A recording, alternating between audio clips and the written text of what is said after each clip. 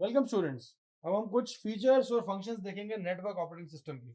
सबसे पहले तो मैं आपको बता दूं कि नेटवर्क ऑपरेटिंग सिस्टम जब यूज हम करते हैं तो ऑपरेटिंग सिस्टम ऐसा जिसमें नेटवर्किंग हो सके वो क्लाइंट और पूरे पूरे क्लाइंट का जितने भी नेटवर्क के अंदर होते हैं ना, सबके ऊपर वो सर्विसेज देने की कोशिश करता है। अच्छा, इसमें क्लाइंट सर्वर मॉडल भी यूज होता है और peer to peer networking model भी यूज होता है। दोनों मॉडल जो है, चाहे वो क्लाइंट सर्वर हो, मतलब एक क्लाइंट मतलब सर्वर होगा और बाकी सब क्लाइंट्स होंगे, तो भी आप एनओएस को यूज कर सकते हैं, नेटवर्क ऑपरेटिंग सिस्टम को। उसमें शॉर्ट को निपटा रहा हूँ मैं। और या फिर अगर सिंगल दो कंप्यूटर जुड़े ए और बी, अगर इनके बीच में अगर आप देखें तो इनमें भी एनओएस यूज हो सकता है। एनओएस जो है वो कुछ रिस्पॉन्सिबिलिटीज अपनी हैंडल करता है, जो हम एक एक करके समझेंगे। जिसमें पहली रिस्पॉन्सिबिलिटी होती है कि वो एक्सेस प्रोवाइड करता है। जैसे कि मान लीजिए कोई रिमोट प्रिंटर है और कौन सा यूजर क्या प्रिंट करेगा, कब प्रिंट करेगा, वो पूरी जॉब्स को भी मैनेज करता है। इवन ये भी बताता है कि कौन सी जॉब कौन से क्यू में रखी गई है, मतलब क्यू में उसका नंबर क्या है, और रिकॉग्नाइज करता है कि कब आपकी डिवाइस अवेलेबल है नेटवर्क में और कब नहीं है।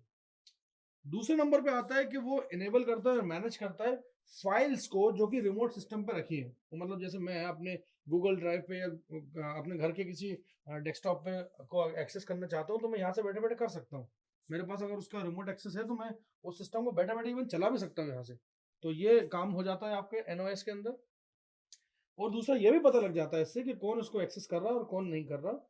ये भी आपको गारंटी मिल जाती है। दूसरा जो तीसरा चीज है, तीसरी चीज ये है कि वो एक्सेस करता है, मतलब ग्रांटिंग करता है इसकी, मतलब कि एक्सेस ग्रांट करता है रिमोट एप्लीकेशन की और रिसोर्सेज की। जैसे कि मान लीजिए इंटरनेट हुआ, और यहाँ पे इंटरनेट के अलावा जो लोकल रिसोर्सेज होते हैं ना यूजर के, उनको बड़ा ट्रांसपेरेंट रखता है और वो आराम से मैनेज करवा देता है। यहाँ पे नेटवर्क ऑपरेटिंग सिस्टम एक और बहुत जरूरी काम करता है, वो ये कि राउटिंग सर्विसेज जो होती है, जिसमें आपको पता होता है कि डेटाग्राम किधर से किधर जाएगा, मतलब डेटा को किधर सेंड करना है और कहाँ से जाएगा, उसका रास्ता क्या होगा, उसका रूट क्या होगा, वो तय करता है आपका नेटवर्क ओएस तय करता है, उसको पता होता है। ठीक है ना। उसके बाद सिस्टम की इंटेग्रिटी को, मतलब सिस्टम की सिक्योरिटी को मॉनिटर करता रहता है पूरे टाइम, और देखता रहता है कि भाई नेटवर्क के जरिए कहीं अगर कोई वायरस या कोई हैकर ने हैक तो नहीं कर दिया सिस्टम, या कोई डेटा करप्ट तो नहीं हो गया। तो ये चीज जो है वो भी एनओएस करता है। उसके बाद जो बेसिक नेटवर्किंग एडमिनिस्ट्रेशन यूटिलिटीज है, जैसे कि सिंपल मेल ट्रांसफर प्रोटोकॉल हुआ या सिंपल नेटवर्क मैनेजमेंट प्रोटोकॉल हुआ। ये क्या है कि सिंपल नेटवर्क मैनेजमेंट प्रोटोकॉल जो है, ये बेसिकली क्या है कि पूरे नेटवर्क को, होल नेटवर्क को मैनेज करने के लिए प्रोटोकॉल है, जो कि टीसीपी/आईपी के अंदर आप पढ़ेंगे आगे जाके।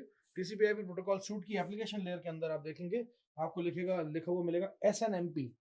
और वो बेसिकली करता यही है कि वो एनेबल करता है एडमिनिस्ट्रेटर को कि वो क्या परफॉर्म कर रहा है, टास्क को, रिसोर्स को कैसे एलोकेट कर रहा है, कौन से यूजर को एक्सेस दे रहा है, कितनी एक्सेस दे रहा है, आइदर रीड की दे रहा है, राइट की दे रहा है, या रीड राइट एंड एग्जीक्यूट की दे रहा है। तो ये सारी की सारी चीजें मैनेज हो पाती हैं, और शायद तभी मेरे ख्याल से ऐसा बोला जाता है कि लिनक्स का जो सर्वर है वो बहुत अच्छा होता है, क्योंकि लिनक्स एक ऐसा ऑपरेटिंग सिस्टम है जो कि बहुत ज्यादा फेमस है। और हम इस यूनिट में आगे पढ़ेंगे भी कि लिनक्स ऑपरेटिंग सिस्टम क्यों फेमस है, और क्यों खैर विंडोज भी ऐसा नहीं है खराब है, लेकिन तब भी लिनक्स के अंदर कुछ चीजें ऐसी हैं जो बाय डिफॉल्ट आपको ऐसी मिल जाती है पकी पकाई, जिसमें आपको मेहनत नहीं करनी पड़ती। तो ये कुल मिला के 6 फीचर्स जो हैं हम उसको देखेंगे, और यही 6 फीचर्स जो हैं वो आप एक्चुअल में दिए हैं, जिसमें किसी आपको डिवाइस को रिमोटली एक्सेस करना है, जैसे कि प्रिंटर।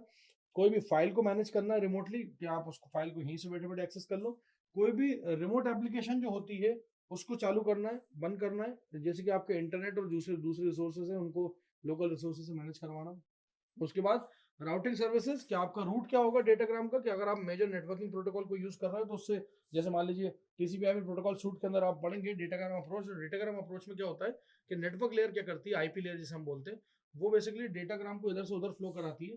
तो डेटाग्राम जब जाता है तो उसको रूट करना पड़ता है। तो राउटिंग और लॉजिकल एड्रेसिंग, उसके दो पार्ट होते हैं जैसे नेटवर्क लेयर के। तो बेसिकली वो राउटिंग में किस तरह से राउटिंग करती है, मतलब किस तरह से हॉप काउंट उसके कैलकुलेट होते हैं, तो ये सब भी नेटवर्क ओएस को पता होता है।